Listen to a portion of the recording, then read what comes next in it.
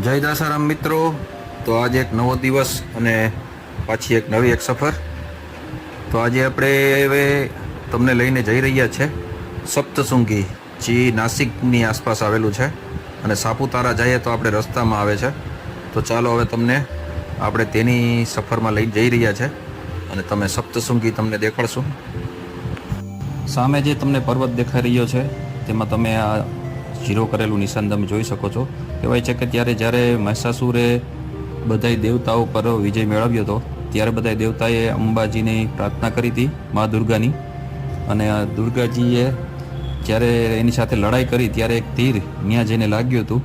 તે તીર ન્યાનું નિશાન થઈ ગયું છે, આ તમે જોઈ શકો છો ત્યાં, તેવું માન્યતા છે. તો ચાલુ કરીએ આપણી સફર. જોઈ શકો છો તમે મસ્ત નજારા, ચારી બાજુ હરિયાળી, ઉપર ઊંચા ઊંચા પહાડ અને મસ્ત રસ્તો. તો મસ્ત સફર રહેવાનો છે આપણો. તો ચાલો હવે કરીએ આપણી જર્ની સ્ટાર્ટ. અહીંના રોડ જેટલા મસ્ત તમને દેખાઈ રહ્યા છે તેટલા જ ખતરનાક પણ છે, કેમ કે તમારી એક ભૂલ તમને સીધી ઉપર પહોંચાડી શકે. જેથી કરીને તમે આવો તો સેફલી ડ્રાઇવિંગ કરવું. જોઈ શકો છો તમે પહાડી રસ્તા છે અને સિંગલ પટ્ટી રસ્તો છે, એટલે કે બે ગાડીઓ સામે ચાલી શકે, પણ કટોકટીમાં ચાલવું પડે.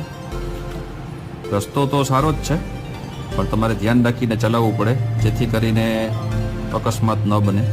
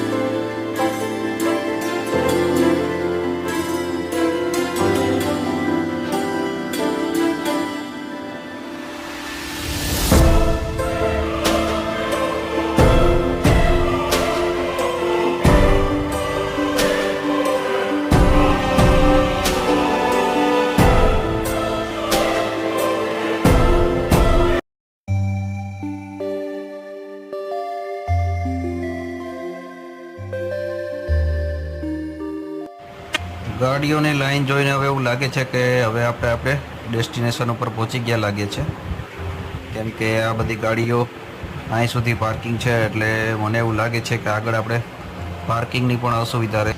અહીં તમે અંદર આવશો એટલે તમને આ સ્ટોલવાળા બધાય તમને આ રીતે પાર્કિંગ માટે આગ્રહ કરશે, કેમ કે તમે ત્યાંથી પ્રસાદ ખરીદશો તો તમને ગાડી રાખવા દેશે. તો ત્યાંથી તમારે પ્રસાદ ખરીદવો પડે જો તમારે ત્યાં ગાડી રાખવી હોય તો. અને હવે તમને એક બીજી પાર્કિંગનો પણ આપણે બતાવીએ. તમને આગળ છે તે ફ્રી પાર્કિંગ છે, પણ અહીં તમારે તમારી ગાડી રિસ્ક ઉપર રાખવી પડે. જો કે કોઈ કાંઈ થાય તો નહીં. અને આ બીજું પાર્કિંગ છે, આ રોપવેનું પાર્કિંગ છે. ત્યાં તમારે 50 રૂપિયામાં 2 કલાક તમે ગાડી રાખી શકો છો, પણ આપણે ગાડી સ્ટોલવાળાની ત્યાં જ રાખી છે. તો મિત્રો, ગાડીનું પાર્કિંગ તો આપણે આગળ તો ક્યાંય ના મળ્યું, પણ અહીંયા સ્ટોલની આ તમે જ્યાંથી ખરીદી કરો છો ત્યાં પણ સ્ટોલમાં તમને ગાડી પાર્કિંગ કરવાની જગ્યા મળી રહે છે. તો જો આ રીતે તમે અહીંયા ગાડી આપણી અહીંયા પાર્ક કરી છે જ્યાં તમેથી સ્ટોલમાંથી ખરીદી કરો આ રીતે ત્યાં તમને બાજુમાં પાર્કિંગની પણ સુવિધા મળી રહી છે. તો આપણે ગાડી પાર્કિંગ કરી દીધી છે અને ચાલો હવે આપણે તમને બતાવીએ. સપ્તશૃંગી સામે મંદિર તમને દેખાય છે અને રોપવે જોઈ લો, ટ્રેનની જેવું જ રોપવે છે. આ એક અનોખો રોપવે છે, તો તે પણ તમે હમણાં તેનો પણ નજારો દેખાડીએ આપણે. પહેલાં આપણે રોપવેની ટિકિટનું કરીએ બંદોબસ્ત. તો અહીંથી કંઈક રોપવે જવા માટેની ટિકિટ લેવા માટેનો અહીંથી છે, જો તમે બોર્ડ વાંચી શકો છો. તો આ રીતે આ જમણી સાઈડમાં તમારે જવાનું છે ટિકિટ કાઉન્ટર માટે અને તમે સામે જોઈ શકો છો ત્યાંથી આપણે રોપવેમાં ચડવાનું છે. આ છે ટિકિટ કાઉન્ટર અહીંનું. ચાલો તમને હવે સમુદ્ર તળથી 4800 મીટરની ઊંચાઈ ઉપર બિરાજમાન છે સપ્તશૃંગી માતાજી. તો છે કંઈક આજુબાજુનો નજારો તમે જોઈ શકો છો. મસ્ત સિનરી આવી રહી છે. તો આ પહાડોની 7 પહાડોની વચ્ચે બિરાજમાન છે માં સપ્તશૃંગી, એટલે જ કહેવાય. તો આ છે કંઈક માર્કેટનો નજારો અને તમે આ તરફથી જ સીડીઓ તરફ જઈ શકો છો. આ ચારી બાજુ માર્કેટનો નજારો છે. મંદિરનું પણ આપણે બતાવીએ કે તમે રોપવેથી ન જવું હોય તો તમે સીડીઓના માધ્યમથી પણ જઈ શકો છો. તો ચાલો તમને તે પણ બતાવી દઈએ. આપણે તો રોપવેની ટિકિટ કરાવી લીધી છે. તો આ છે કંઈક જવા માટેનો રસ્તો. અહીંથી તમે અહીંથી ઉપર ચડી શકો છો આ સીડીઓના માધ્યમથી. જો તમને રોપવેમાં ટિકિટ ના મળે તો તમે સીડીઓના માધ્યમથી પણ ચડી શકો છો. ઝાઝા એવા કોઈ પગથિયા નથી, આરામથી તમે ચડી શકો છો. પણ આપણે તો આ રોપવેની મજા માણવી હતી એટલે આ રોપવેમાં અટાણે આપણે આવ્યા છે. જો તમે સામે જોઈ શકો છો આ ટ્રેન જેવો ડબ્બો આવે છે, તેમાં જ આપણે બેસીને ઉપર જવાનું છે. તો ચાલો આપણે આ રોપવેની પણ મજા માણીએ અને તમને પણ દેખાડીએ અંદરથી કે કેવો છે. જો આ ડબ્બો તમે જોઈ શકો છો. આને તેમ જ હોય ને, જે ચડતા હું વાર લાગે.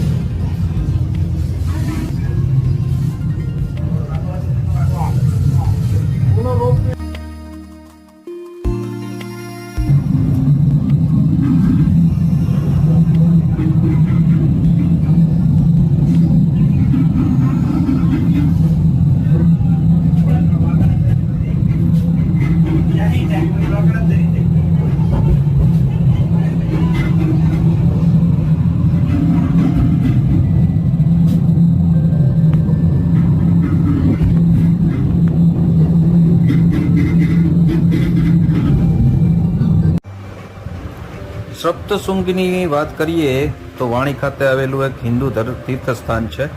ભારતના મહારાષ્ટ્ર રાજ્યના નાસિકથી 60 કિલોમીટર અને 37 માઇલ દૂર આવેલું છે.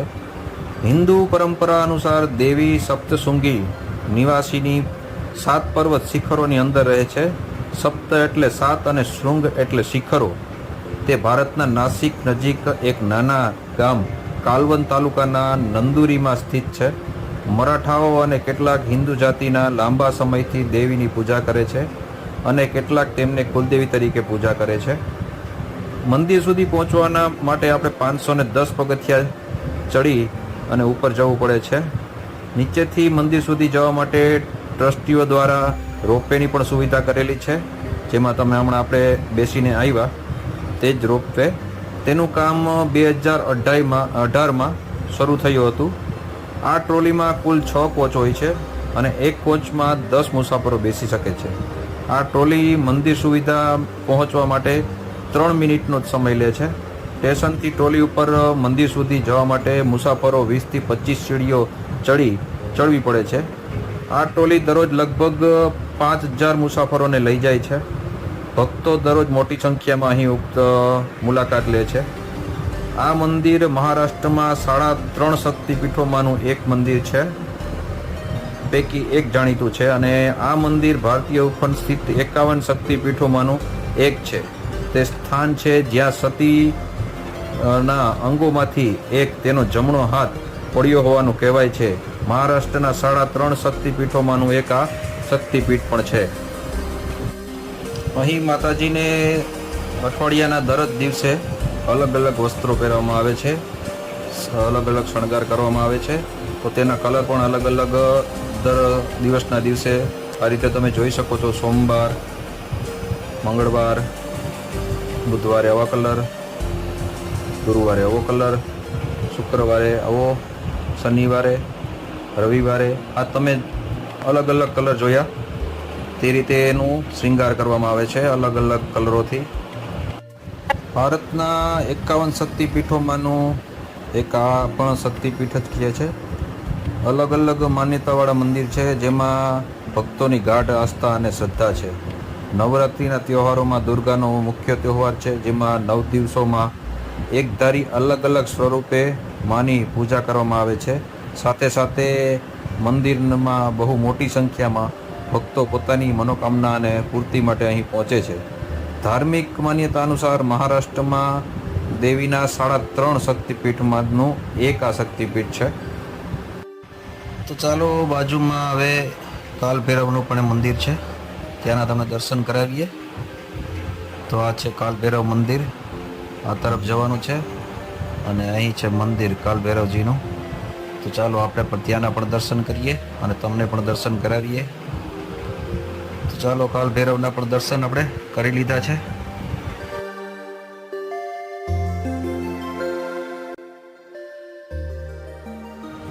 આ છે કંઈક રોપવેના વેઇટિંગ એરિયામાંથી ઉપરથી નજારો તમે, અને આ છે જે ગાડી આપણી રોપવે મતલબ કે તે આવી ગઈ છે.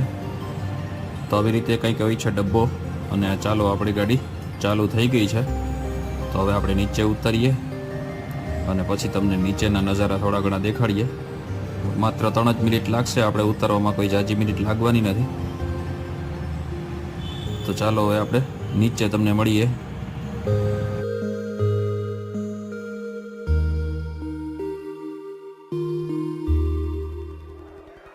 આપણે પછી તો વાંચી તો ઉતરી જશે.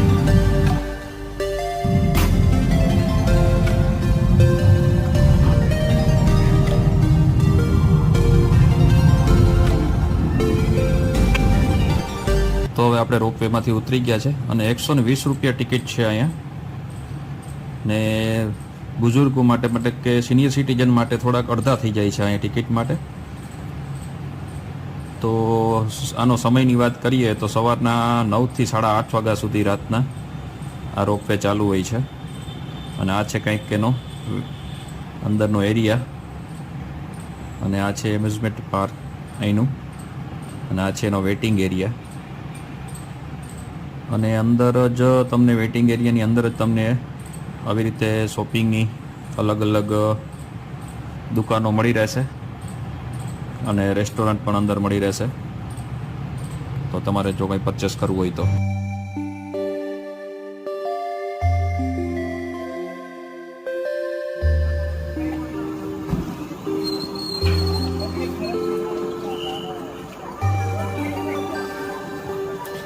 હા, એ ઉપર નીચે જાય ને.